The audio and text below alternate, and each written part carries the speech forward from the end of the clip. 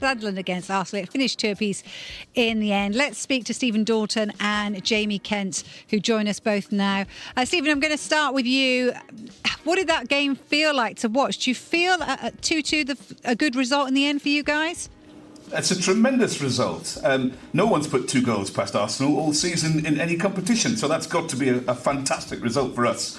The only team to beat them was Liverpool. Even Man City, when they drew, scored only 1. I mean, that is a tremendous result for us. We worked really hard for that. Stephen, I have to say, the atmosphere in the stadium looked unreal, especially when Ballard scored that goal. You know, the camera panned to the fans and everything just erupted. It's like that almost every game. The crowd are really, really behind the team, and there's a really good connection with the fans and the players. And the motto, ever since the playoffs last season, has been till the end. And yet again, I think that's the 6th goal we've scored in the last quarter of Premier League games this season. That's got to be more than anybody else. Tremendous stuff. Every time it's like that. Can't switch off. Jamie, how are you feeling tonight? I mean, you don't look too happy, but Jamie's looking like me. No, look, it's one of those things. Credit to Sunderland, they were brilliant. The first half, we didn't deserve anything. We did then, second half, come back and play really, really well. We got our second, kind of went, oh, that'll do. Yeah. It would never do. Not in this league. And there's a few complaints about VAR for the equaliser. Not a chance.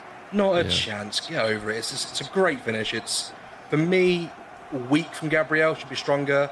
Raya could do a bit better as well, but credit where it's due. Sunderland deserved it. Let's not take anything away from them. They were brilliant. Jamie, why do you think that is? Because obviously, I mean, Trossard scores a fantastic goal.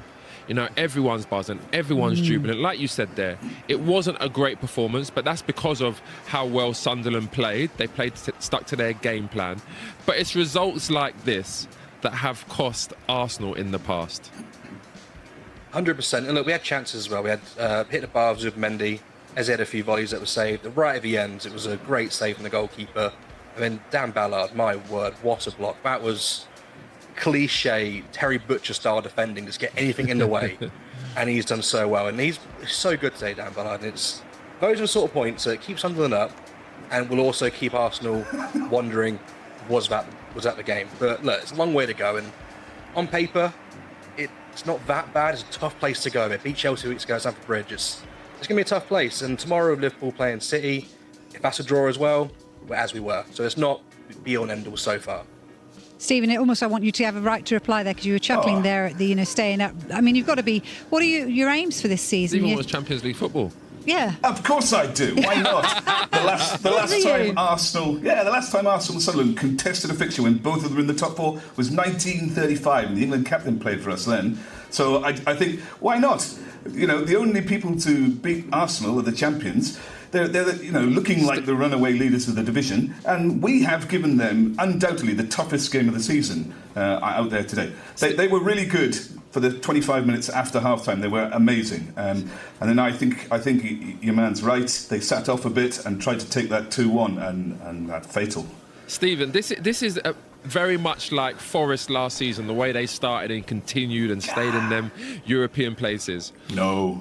What do you think is a realistic target now for Sunderland? Look, the owner was on last week and said, he gave an interview on Sky last week, said, we'll see where we are come January, and if we're in a position to try and secure the top 10, then we'll go for it. We're in a position to be able to go again in transfer-wise in January.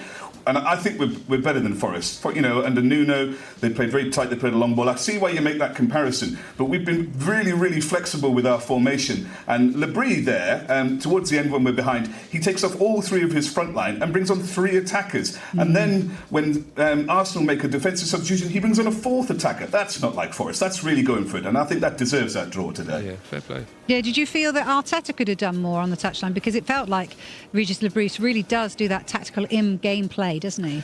Well, he was pretty angry on the touchline, wasn't he?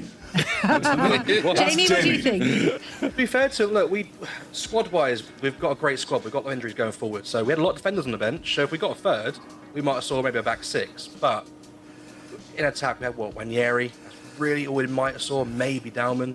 We were missing Gyökeres today. People don't like him, but he's a bully. Him and Ballard were a great battle today. Nothing against Moreno, but you're definitely a fill in the gap a little Would bit. you have liked? Go on. Sorry, Jamie. Just quickly, would you have liked to see like Nwaneri maybe play as a false nine, because he's got speed, he can dribble, he can score. Yes and no. I feel with these sort of games, with Ballard especially in the back three they've got at Sunderland, you need a Moreno type. Just a big figure there, not to do anything per se, but just be there. So if it Havertz, for example, or Gyökeres, would have been a bit better. But I feel if we had had Nwaneri drop here and Trossard drop it deeper, their back three sits even stronger and go, on him, get through us. We wouldn't get through them. Got plans? Cancel them.